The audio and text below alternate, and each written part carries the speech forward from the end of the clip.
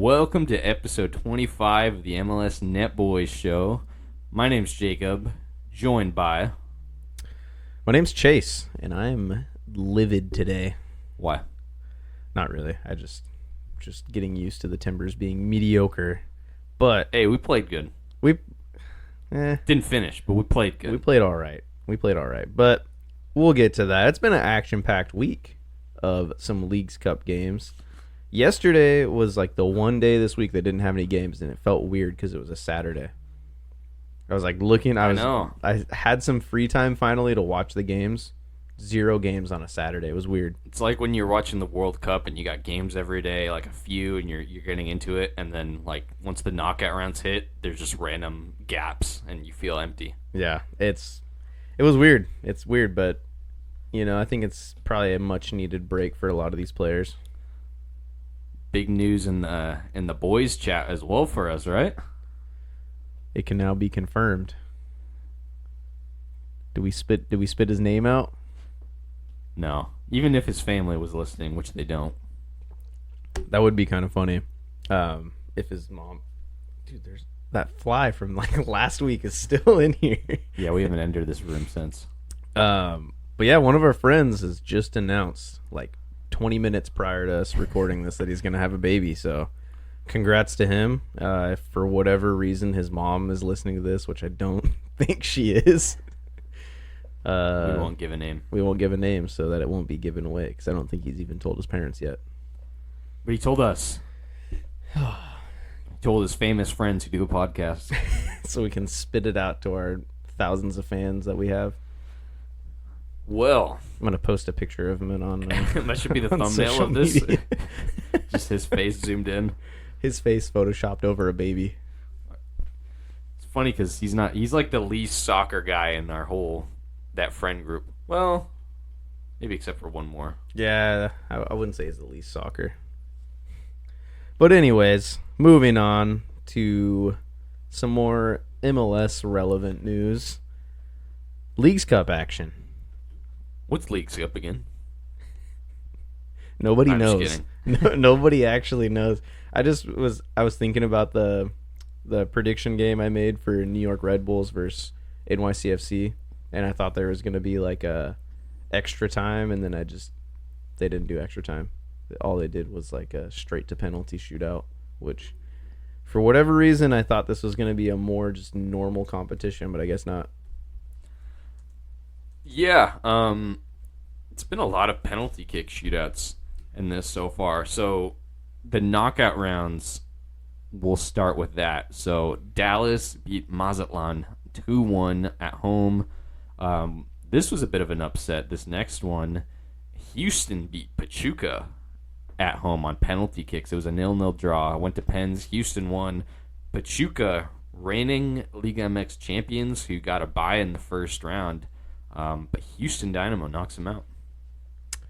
You love to see it. I love seeing these MLS teams just put the beat down on the Liga MX teams. It's fun to watch. The only caveat I'll say, obviously, other than all these Liga MX teams being on the road, Pachuca, I saw a crazy stat. From their championship team last year, they only have 3 starters in the 11 who are still there. Gosh. They just clean shop for what I think it was like financial reasons, but I'm not 100% sure on that. So interesting, very interesting there. Kind of makes sense. I mean, they didn't look that good, and Houston managed a draw with them, so kind of evens out there, Miami hosted Orlando City in the Florida Derby. Miami goes through 3-1. Messi with a brace. Josef Martinez scoring a very dodgy penalty kick. Messi will get all the headlines for this, but I had just aneurysm there. Pulled a Mitch McConnell on us right there. That's the most political we'll ever get on this show. Oh man, or a Biden. I'm gonna throw that in there to even out the score. But yeah, this game, like you said, Messi's gonna get all the headlines. But I don't know. I mean, Miami definitely deserved winners here. 64% possession. Just dominated the game a lot more. Orlando probably the best team on that side of the bracket that they're gonna play until they come up against Philly, I would say. So good for them getting through that. They have Dallas next, and then maybe Charlotte after that, or Houston after that. One of those teams. But exciting game. I mean, Joseph Martinez just has latched on to Messi since like their first day of training, and it's kind of it's kind of been funny watching like Joseph Martinez switch from being this guy that just didn't care about the rest of his team, just wanted to shoot the ball as soon as he got it, to like laying the ball off for Messi, like giving like doing like a dummy and letting it like run through his legs to like for Messi to finish, and which is kind of funny. It took like the greatest player of all time to be on Joseph's team for him to like finally be a team player. Yeah, playing with Robbie Robinson has definitely helped him. What's funny to me is the memes where it's like it'll be on one side, it'll show MSN, Messi, Suarez, Neymar together, and then on the other half it'll be Messi, Robert Taylor, and Josef Martinez, just the three of them celebrating a goal. Love it. That's a goated trio right there, dude. We'll talk a little bit more about this in a bit. I want to focus on some other aspects of this game, but we'll do that after we talk about the rest of these. So Miami goes through. LAFC plays their first game, and they destroy FC Juarez. They win 7-1. I mean, arguably the worst Mexican team in this competition. So not super surprising, but also, I mean, you have to think this is an LAFC team that had the most congested schedule out of any MLS team, like in the league. I think they were playing a game like every 3 days or something for like a good 2 months. It's like me on FM, dude. I had my April calendar. I had a game every 3 days. Yeah, so I mean, that's when you give a team that's this good, like has this much quality, finally they get like 2 weeks to rest some players and just like recoup. It's no surprise that they come out and just score a touchdown on Juarez. Just smashes in a lot of goals, which is fun to see. Yeah, Buanga with a hat trick. Moving on, the MLS over Liga MX theme continues, at least momentarily. New England beats Atlas in penalty kicks after they draw 2-2. This was an 8-7 PK shootout. New England was down 2-0, I think, within 30 minutes. Bruce Arena was gone for his disciplinary antics. leave. Jordi Petrovic was out of the matchday squad for not participating from training. In spite of all that, New England goes through. Good on New England, and Atlas got a little taste of the Gustavo Bo show. Man popped up big with 2 huge goals. Yeah, you love to see him finding form. One thing that's weird, I feel like there's been a lot of long penalty kick shootouts in this, like not just like a first round, but like it carries on like in a lot of these games. Yeah, it's been exciting as a neutral, I think, for a lot of people to watch these games. I already have my favorite penalty shootout of the tournament so far, but Vancouver and and Tigres were that one. I was gonna say Vancouver and Leon in the first round. No, it's the one that just happened for Vancouver. Let's talk about that game next. Actually, I know it's a little bit further down the list here, the other 9, but I wanna just talk about it since we're already on the subject. Tigres in Vancouver, 1-1 draw, 1-1 draw, and then it goes to penalties. And did you watch this penalty shootout? I saw clips, but 2 class goals for the draw. A scorching volley from Vancouver. Pedro Vite with a volley outside the box in the 9th minute, and then Gignac scoring a bicycle kick in the 53rd minute to tie it up. Crazy. And then it goes to penalties.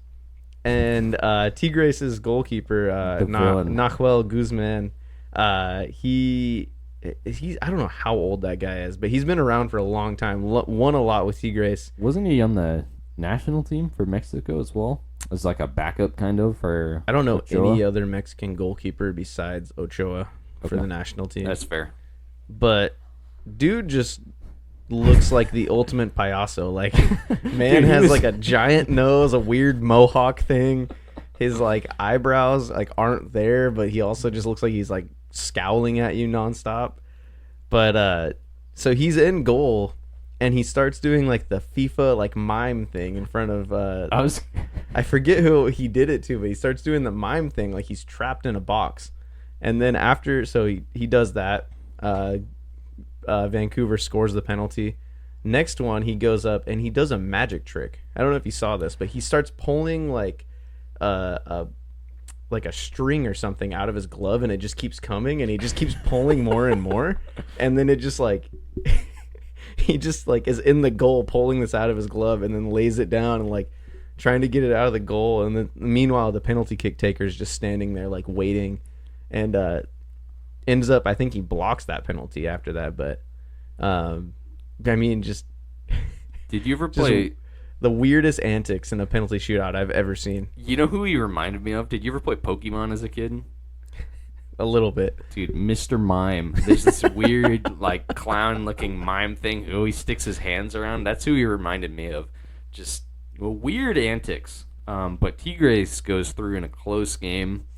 You love to see it. I love seeing goalkeepers do interesting things in penalty shootouts. I don't like seeing Tigres beat Vancouver. I was rooting for Vancouver, but I like seeing goalkeepers like take control of the situation in a penalty shootout because the odds are always stacked against them.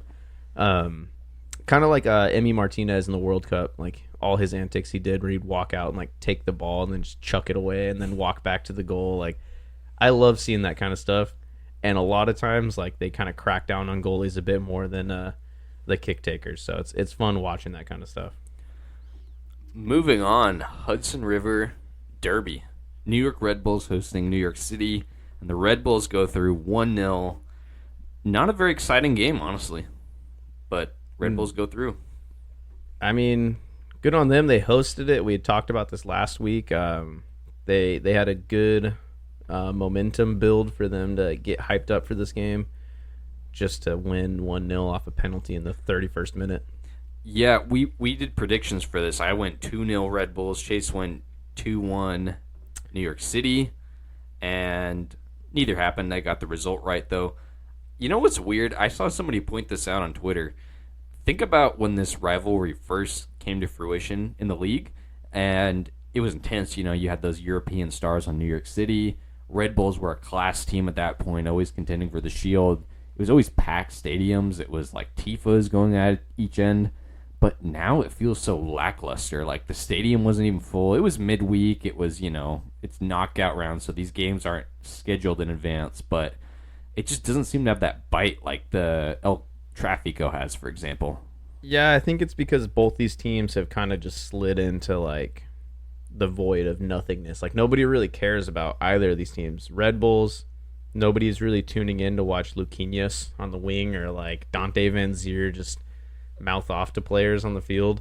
And then on the other end, like New York City, I mean, obviously they won the cup a few years back, but they don't have any real star players on their team. I mean, nobody wants to just watch James Sands just put on a clinic as a D mid. That's not fun to watch. I was going to say, crazy, because, I mean, City just won the cup not even 2 full seasons ago, and the tweet that I saw that brought this to my attention was talking about how they don't really have much star power, and this is the biggest market in, like, not even just America, but the whole Western.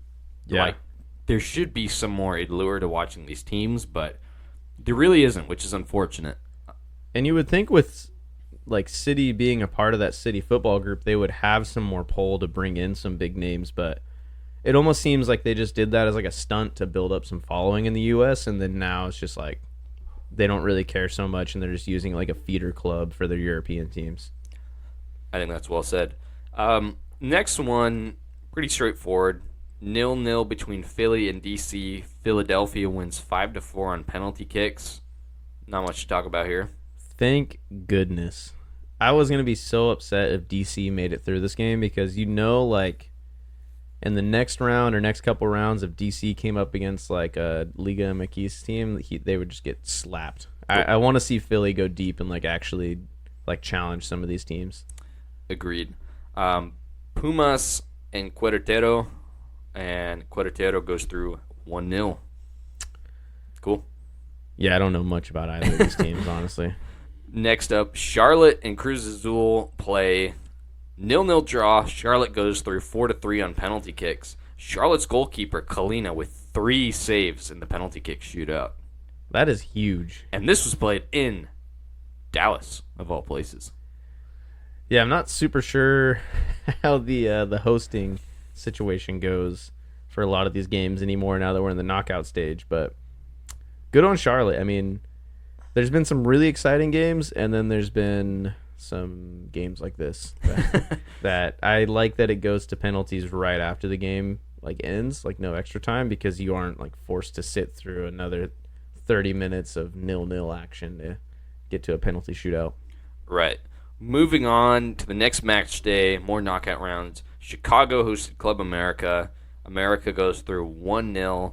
Kasper Shabrelko, I don't know if you saw his miss. He had literally an open goal, Fernando Torres-esque, on a platter. He just scuffs it wide. So Club America goes through. Poor Chicago. And they scored an own goal. So yeah, this was just add insult to injury there, you know. Rub some salt in the wounds of Chicago and classify it as known goal. They had 0 shots on target, 37% possession. Just not the best showing from them. I really would like to see Shaqiri step it up a little bit more in these kind of games, rather than just barking at Dane St. Clair and it's bearing a penalty against Minnesota. Yeah, the only thing I think you're right. Shaqiri's got to step up for this. The only other thing I want to highlight really is, I don't know if you saw the clip, but it was majority Club America fans, as you would expect, against a team like Chicago, who has not great support. But I just want to point out how crazy some of their fans are with just like pelting like the players with like beer cups and stuff. And I saw a lot of people post stuff on Twitter like that. And, you know, a lot of the MLS supporters and people online were talking about how, like, stuff like that shouldn't be acceptable for, like, you know, you want a fierce rivalry, but you don't want stuff like that. And then a lot of people were like, oh, well, this is nothing compared to what you'd have in, like, Copa Libertadores and, like, Argentina or something. So what are your thoughts on that? I think it's a very different fan culture, and when you have people who are primarily like immigrants to the US and this is their one chance, like probably throughout their whole lifetime, to like watch their team or like a Mexican team play in the US, it like heightens their emotions like 10 times. But yeah, I think it's just completely different fan culture down there where it means a lot more to the people. Every game means a lot more, so there's like a lot more intensity, and like you see kind of crazy antics like that shouldn't necessarily be like normal and shouldn't be accepted, but I think it just means a lot more to those people. And then when you like take somebody who's been living here and hasn't been able to watch like their team in person for a long time, they just like get way more emotional about it. Yeah, I love that they pack out those games, like especially against like a Chicago that wouldn't have this. But I just think about how terrible it must be. Like you're a player on that team and you're just getting pelted with beer cups on the side of your head. I love honestly how the league kind of cracks down when it happens within MLS. I think it happened in Columbus when they hosted MLS Cup against the Timbers. Somebody threw cups, they just got like banned for the stadium for life. I think that's a good approach because there's some, like most of the time the players aren't going to get hurt, no, but it can happen, and I think that's a little bit too much from the fans to be throwing stuff at players. I think it's more common everywhere in the world other than the US. And I think like when you look even like in Europe, like I remember seeing pictures of like a El Clasico where somebody threw like a pig's head on the field and like throwing bananas at like black players, or like you see like games in like Saudi Arabia or Africa where they have like laser pointers like all over like players' faces. Just like I think it's a lot more common everywhere in the world, and then like MLS is kind of spoiled. Like players in MLS are pretty spoiled with like such a nice, like very passionate atmosphere, but like a very like polite atmosphere. And I think for a lot of foreign players, that's the draw. I know famously Diego Valeri, one of the reasons he came here was his family just wasn't safe at games in Argentina, and I think his family got like robbed at gunpoint after a game, and that was like the moment where he's like, "Yeah, I'll kind of look elsewhere." And I think that's a good thing, honestly. I think bananas getting thrown or lasers shot, like stuff where it actually affects the game, I think is too much, other than just atmosphere. Yeah, yeah, exactly. Next up, Cincinnati hosting Nashville. 1-1 draw. Nashville upsets and goes through on penalty kicks. Dax McCarty steps up and sinks it to send his team through. I'm conflicted about this because I love Dax McCarty. I love seeing a Dirty Nashville. just a just a MLS veteran step up and do the biz. But I would also love to see Cincinnati in this next round showing off their style of play against. I think they're playing against. Yeah. So Nashville has America in the next round. So I would have loved to see Cincinnati step up and have that challenge versus Gary Smith or whatever his name is, right? Yep. Gary, is that his name, right? The coach. Gary Smith, just like Jose Mourinho masterclass of just sit back, defend, and just ping the ball up to like Brandon Vasquez. You mean, that was Sam Surge. Hani Mukhtar. I don't know why I said Brandon Vasquez. I was still thinking about Cincinnati. Rough day in Ohio as it continues. Columbus and Minnesota. Thriller of a game. 3-3 in regular time. Minnesota goes through 4-3 on penalty kicks. Yet another game I'm kind of upset about because Columbus, I think it'll be good for them to have this break before they go back to MLS. But I think this was their one chance to really win a trophy this year. But with that being said, I think it's almost better for Columbus to exit the competition now, have a couple weeks to bed in Diego Rossi and Julian Gressel, and give their squad some chance to rest and get ready for a good push later in the season. But as for Minnesota, good for them. They're looking better with Reynoso and round of 16. I mean, I don't know who are they playing in the next round. Minnesota in the next round. They got Toluca in the next round. I think this might be the closest. I think they could edge one out against Toluca, but I think this is the closest they're going to get to a trophy this year is like by putting a big push in this like tournament. Hlong Buane, also leading scorer of the tournament, actually. More than Messi, more than anybody else as of now. Played an extra game, but well, no, he hasn't actually. Same as Messi. Take that, Messi. Should have come to Minnesota. That's right. Real Salt Lake beating Club Leon 3-1. The Danny Musovski show, dude. You love to see it. Wasn't he an LAFC player? Yep. So just RSL just bringing in two former LAFC players and just bossing it up with them, showing that they still had some value. All their goals from former LFC strikers. Kind of funny because then you also see like Columbus just bringing in a former LAFC guy as well. So LAFC doing something right with their recruitment. And then just shipping them out just to come back to MLS within a small window. Salt Lake goes through, and they're looking really good. Just put the beat down on the reigning CONCACAF Champions League champions. So, yeah, they're looking... I don't even know if they're underdogs at this point because their squad looks so good now. And the way they're playing looks so exciting that I don't even know if I would call them underdogs. I love, too, how it's been kind of over time you've seen this being built. It's not just one window they kind of go all in and maybe get a little bit lucky, but this has been a process you can see with no new ownership. They've spent more. It's really cool. Fun for RSL. Fun to be an RSL fan right now. Should hit up Dakota and see what he thinks about all these moves.